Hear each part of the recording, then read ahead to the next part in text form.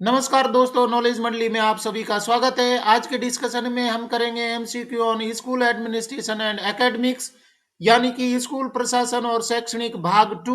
These questions are very much important for the post of principal, vice principal in EMRS NCT conducted by UPSC, KVS, NBS and other examinations. देखते हैं सबसे पहला question 21। Normally we associate creativity with which of the following. आमतौर पर हम रचनात्मकता को निम्नलिखित में से किसके साथ में जोड़ते हैं? Option A convergent thinking, B imitation, C divergent thinking, D modelling. सही उत्तर है इमिटेशन, बी। इमिटेशन का मतलब होता है अनुसरण करना या नकल करना होता है, और सामान्य रूप से रचनात्मकता को नकल करना ही बोला जाता है, परंतु इसका मतलब रचनात्मकता है वो अनुसरण या अनुकरण नहीं है। Next question 22। Which of the following does not shape development due to environmental factors. Question को समझते हैं। परिवेश संबंधी कारकों की वजह से निम्नलिखित में से क्या विकास को आकार नहीं देता है? Option A physique, B culture, C quality of education, D quality of nutrition. Correct answer is A physique. Physique मतलब डील डॉल है, वो विकास को आकार नहीं देता है, जो कि परिवेश के कारण मिल रहा है। बाकी परिवेश से कल्चर डेवलप होता है, क्वालिटी ऑफ एजुकेशन है, क्वालिटी ऑफ न्यूट्रिशन है, वो सभी प्रभावित होते हैं पर्यावरणीय कारकों की वजह से। सही उत्तर हो रहा है A. Question number 23। Students whom we call gifted usually realize their potential when they। छात्र जिन्हें हम प्रतिभाशाली कहते हैं आमतौर पर अपनी क्षमता का एहसास तब होता है जब वे, मतलब प्रतिभाशाली छात्र हैं वो आमतौर पर अपनी क्षमता का एहसास कौन सी सिचुएशन में करते हैं? Option A attend private coaching classes, B learn in the company of the other students, C are tested frequently, D are separated from other students. Correct answer is C are tested frequently. हमें उनकी क्षमता का पता जब लगता है जब उनको बार बार परीक्षण करके जांचा जाता है। सही उत्तर हो रहा है C. Question number 24। Which of the following is a theory of child development. बहुत इंपॉर्टेंट क्वेश्चन है कि कौन सी थ्योरी है चाइल्ड डेवलपमेंट से संबंधित है। निम्नलिखित में से कौन बाल विकास का सिद्धांत है? Option A cognitive theory, B field theory, C stimulus response theory, D all these. Correct answer is D all these. Question number 25। What child has to learn should be judged by. बच्चे को क्या सीखना है इसका मूल्यांकन किसके द्वारा किया जाना चाहिए? कौन सी चीज बच्चे को सीखनी है, ये मूल्यांकन कौन करेगा? Option A ability and capacity, B interest, C previous experiences of the child, D all these. Correct answer is D all these. Ability and capacity है वो बच्चा क्या सीखेगा इसके द्वारा मूल्यांकन किया जा सकता है, योग्यता और क्षमता के आधार पर। इसके साथ में ही इंटरेस्ट मतलब अभिरुचि, और साथ में ही previous experiences of the child, बच्चे के पिछले अनुभव है, ये सभी बच्चे को सीखने में मदद करते हैं। तो जज करना होगा इन सभी चीजों को देख करके। सही उत्तर हो रहा है D. Question number 26। The concept of continuous and comprehensive evolution shifts the focus from. सतत और व्यापक मूल्यांकन की अवधारणा फोकस को अंतरित करती है, किसकी ओर अंतरित कर रही है? कंटिन्यूअस और कॉम्प्रिहेंसिव इवोल्यूशन मतलब सीसी है, वो किसकी ओर फोकस करती है? ऑप्शन देख लेते हैं। A holistic learning to testing, B testing to holistic learning, C testing once in year to twice a year, D none of these. Correct answer is B testing to holistic learning. मतलब कि CC है वो testing से, परीक्षण से, और holistic learning की ओर ज्ञान को, नॉलेज को आगे बढ़ा रहा है। शिक्षा का उद्देश्य है वो बदल रहा है, टेस्टिंग टू होलिस्टिक लर्निंग। सही उत्तर हो रहा है B. Next question 27। The concept of lifelong learning is a result of.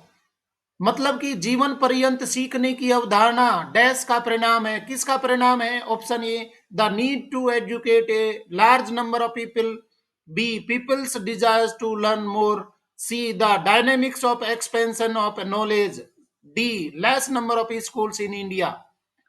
Correct answer is C, the dynamics of expansion of knowledge. इसका हिंदी अर्थ देख लीजिए, ज्ञान के विस्तार की गतिशीलता है वो जीवन पर्यंत सीखने की अवधारणा का परिणाम है। सही उत्तर हो रहा है C. Question number 28, basically learning is a, बहुत छोटा सा क्वेश्चन है परंतु बहुत बड़ा राज ये छुपाए बैठा है। सीखना एक है, क्या है सीखना? मूल रूप से सीखना एक क्या है? Option A social process, B group process, C individual process, D none of these. Correct answer is C, learning is an individual process. मतलब कि सीखना एक व्यक्तिगत प्रोसेस है, व्यक्तिगत प्रक्रिया है। वो जो सीखा जाता है वो खुद से सीखा जाता है, खुद के लिए सीखा जाता है। सही उत्तर हो रहा है C. Question number 29, who among the following propounded the cognitive development theory. निम्नलिखित में से किसने संज्ञानात्मक विकास सिद्धांत प्रतिपादित किया? संज्ञानात्मक विकास है वो किसने दिया था? Option A W Kohler, B Jean पियाजे, C L Kohlberg, D L Vygotsky. सही उत्तर है बी, जीन पियाजे ने कॉग्निटिव डेवलपमेंट थ्योरी दी थी, मतलब संज्ञानात्मक विकास सिद्धांत को प्रतिपादित किया गया था। सही उत्तर है B. Question number 30, internal psychological process that activates the person to fulfill his needs by activating the willingness to perform a job is called। आंतरिक मनोवैज्ञानिक प्रक्रिया जो व्यक्ति को कार्य करने की इच्छा को सक्रिय करके उसकी आवश्यकताओं को पूरा करने के लिए सक्रिय करती है, कहलाती है, क्या कहलाती है? Option A coordination, B organising, C motivation, D encouragement. Correct answer is C motivation. अभिप्रेरणा व्यक्ति को कार्य करने की इच्छा को सक्रिय करके उसकी आवश्यकताओं को पूरा करने के लिए सक्रिय बनाती है। तो मोटिवेशन है वो बहुत जरूरी होता है। ऑप्शन सी सही हो रहा है। Question number 31, if a teacher is not able to answer the question of a student he should tell the student that. यदि कोई शिक्षक किसी छात्र के प्रश्न का उत्तर देने में सक्षम नहीं है तो उसे छात्र से कहना चाहिए, क्या कहना चाहिए? Option A he will answer after consultation, B he does not know the answer, C the question is not part of the syllabus, D that the question is wrong. Correct answer is A. He will answer after consultation. If a teacher is not able to answer the question of a student, he should tell the student that he will answer after consultation. दुनिया में कोई भी प्राणी सर्वज्ञ नहीं हो सकता, तो कोई चीज अगर टीचर को नहीं आ रही है तो उसको ये बोलना चाहिए कि मैं कंसल्ट करके आपके क्वेश्चन का जवाब दूंगा। सही उत्तर हो रहा है ए। Question number 32. A teacher who is not able to draw the attention of learners in the classroom should। एक शिक्षक जो कक्षा में शिक्षार्थियों का ध्यान आकर्षित करने में सक्षम नहीं है, उसे चाहिए क्या? चाहिए उसको क्या करना चाहिए? बच्चे उसकी शिक्षण में रुचि नहीं ले पा रहे हैं, उसकी ओर ध्यान नहीं दे रहे हैं। Option A ignore the students, B evaluate his teaching method and improve it, C request to change the class he she is teaching, D. Ask students to be attentive in the class. Correct answer is B. Evaluate his teaching method and improve it. उसको teacher को ये करना चाहिए कि वो अपने खुद के टीचिंग मेथड है, शिक्षण विधियों को चेंज करे, इम्प्रूव करे, सुधार करे, जिससे कि रुचिकर हो जाए उसका शिक्षण, टीचिंग है वो रुचिकर हो जाए और बच्चे अटेंटिव हो जाए, ध्यान देना शुरू कर दें। इग्नोर नहीं करना चाहिए क्योंकि वो समस्याएं बढ़ाएंगे। इसके साथ में टीचर को अपनी क्लास टीचिंग है वो क्लास भी नहीं बदलनी चाहिए कि वहां बच्चे मुझको पढ़ाने नहीं देते हैं, तो ये तो फेलियर ऑफ टीचर हो जाएगा। और साथ में ही बच्चों को बार बार अटेंटिव होने के लिए कि ध्यान दीजिए, मेरी ओर देखिए, मेरी तरफ देखिए, ये भी बिल्कुल गलत बात है। क्योंकि आपके पास में वो क्षमता होनी चाहिए कि बच्चे खुद ही आकर्षित हो जाए। सही उत्तर हो रहा है B. Question number 33. If majority of students in a class are weak, teacher should। यदि कक्षा में अधिकांश छात्र कमजोर हैं तो शिक्षक को चाहिए क्या करना चाहिए? ऑप्शन सुन लीजिए। A ignore weak students to focus only on bright peoples, B keep his teaching slow, C ask weak students to take separate tuitions, D keep his teaching slow along with some extra guidance to bright peoples। Correct answer is D. Keep teaching slow along with some extra guidance to bright student. Bright student है, अगर आप slow teaching करवाएंगे तो वो bore हो जाएंगे, तो उनको एक्स्ट्रा गाइडेंस, एक्स्ट्रा वर्क दे करके उनको भी बिजी रखना है। और कमजोर बच्चे हैं तो उनको उनके पेस तक जाना पड़ेगा, शिक्षक को उनके अनुसार पढ़ाना होगा। स्लो लर्नर्स को भी ध्यान रखना है और ब्राइट स्टूडेंट्स को भी ध्यान रखना है। एक बड़ा अच्छा स्लोगन है, सबका साथ सबका विकास, तो डी ऑप्शन है वो सही उत्तर हो रहा है। Question number 34, a teacher should ideally, एक शिक्षक को आदर्श रूप से क्या होना चाहिए? Option A, introduce the lesson before he starts teaching.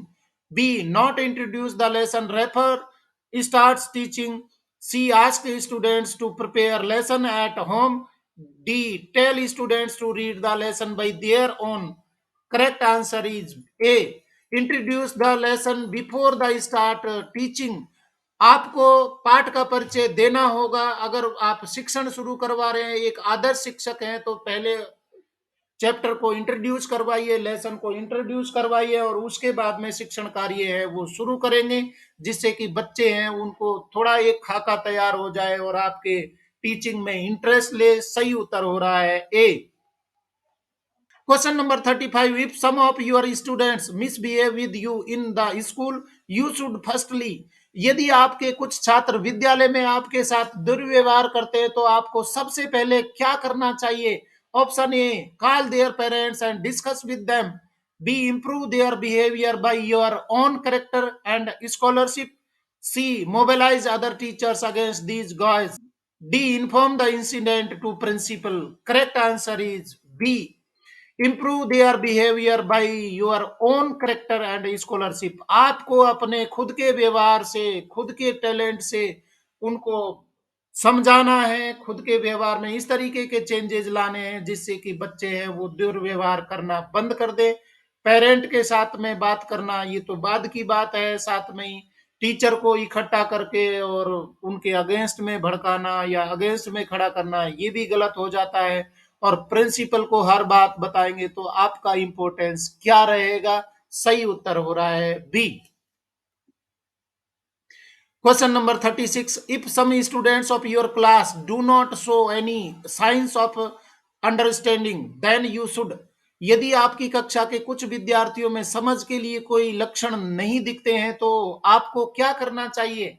कि बच्चे हैं उनको कोई समझ नहीं आ रहा है, कोई सिग्नल नहीं दिखा रहे हैं कि वो समझ पा रहे हैं आपकी बात को या शिक्षण को। ऑप्शन देखते हैं। A, not waste time on them. B, punish them. C, try to change your method of teaching and check again. D, ask them to keep attentive in the class. Correct answer is C, try to change your method of teaching and check again.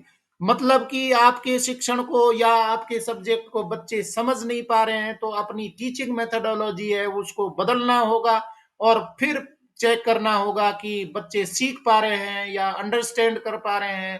तो ये आपको करना चाहिए अपनी class में। Question number 37, if any student of your class points out your mistake while teaching in the class then you will, यदि आपकी कक्षा का कोई छात्र कक्षा में पढ़ाते समय आपकी गलती की ओर इशारा करता है तो आपको क्या करना होगा? Option A, ignore him and move ahead. B, feel sorry for committing a blunder. C, ask the student to keep quiet. D, scold the student for disturbing the class. Correct answer is B, feel sorry for committing a blender. आपने कोई गलती करी है तो तुरंत उसको स्वीकार कर लीजिए। और बाकी ऑप्शंस देख लेते हैं। Ignore him and move ahead, ये बिल्कुल गलत है कि उसको छोड़ दीजिए। बच्चा आपको अपनी आपकी गलती बता रहा है तो उसको इग्नोर नहीं करना चाहिए, उसकी तरफ देखना है। Ask the student to keep quiet, उसको शांत रहने के लिए, चुप बैठने के लिए भी नहीं कहना चाहिए। And scold the student for disturbing the class, ये तो बिल्कुल नहीं करना है क्योंकि उसको किसी तरीके का पनिशमेंट नहीं दे रहे हैं, वो आपकी गलती सुधार रहा है तो उसको आपको पनिश नहीं करना चाहिए। तुरंत सॉरी बोलिए और बोलिए कि मैंने ये गलती करी है। तो सही उत्तर हो रहा है B.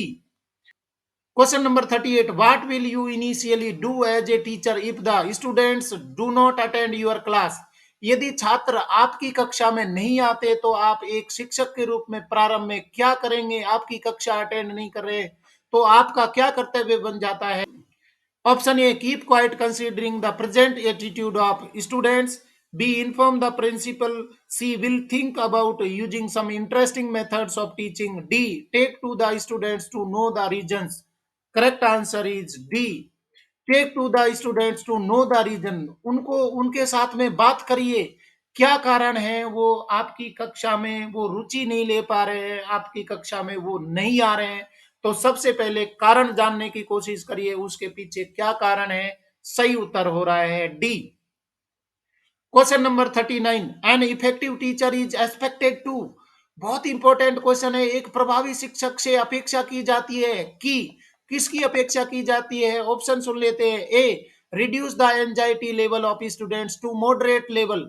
B, encourage the students to make initiative. C, to be strict with students. D, be friendly with students. Correct answer is B, encourage the students to make initiative. उनको बढ़ावा दे जिससे कि वो आगे बढ़ चढ़ करके क्वेश्चन पूछे, और आपका शिक्षण है वो निश्चित रूप से प्रभावी हो जाएगा जब वो पार्टिसिपेट करना शुरू कर देंगे टीचिंग लर्निंग प्रोसेस में। सही उत्तर हो रहा है बी। और T20 क्वेश्चन का लास्ट क्वेश्चन है 40, quality of education in A school oblique college can be measured through. किसके द्वारा मेजर की जाएगी? एक स्कूल कॉलेज में शिक्षा की गुणवत्ता को मापा जा सकता है। Option A, quality of man power, teachers and principal available. B, infrastructure facilities available. C, student achievement. D, discipline. Correct answer is C, student achievement. बच्चों की उपलब्धि से मापा जा सकता है। तो डियर फ्रेंड्स, इस तरीके से हमने T20 क्वेश्चंस के 20 क्वेश्चंस हैं वो कंप्लीट कर लिए हैं। ये पिछले सालों में पूछे गए थे for the post of principal vice principal examinations में, और अभी भी उतने ही इंपॉर्टेंट है in AMRS NCT conducted by UPSC, KVS, NVS and other examinations के लिए। आपने अगर नहीं देखे हैं तो सारे पार्ट आपके सिलेबस के देखिए। सर्विस रूल्स है, एकेडमिक पार्ट और जनरल पार्ट आपके क्वेश्चन पेपर का, वो भी अवेलेबल है। आज के क्वेश्चन आपको पसंद आए तो लाइक शेयर करें, और साथ में ही मेरे फेसबुक पेज पर भी आप जाइए और लाइक शेयर करिए। फेसबुक पेज है वो सेम है, नॉलेज मंडली, वहां पर भी आप फॉलो कर सकते हैं। वहां रोज आपको न्यू अपडेट्स है वो मिलते रहेंगे, और साथ में फेसबुक पेज की डिटेल है वो डिस्क्रिप्शन में दी गई है, वहां देख करके आप फॉलो कर सकते हैं। और मेरे चैनल को सब्सक्राइब करना तो जरूरी है, क्योंकि नॉलेज मंडली is the right choice. Thank you very much.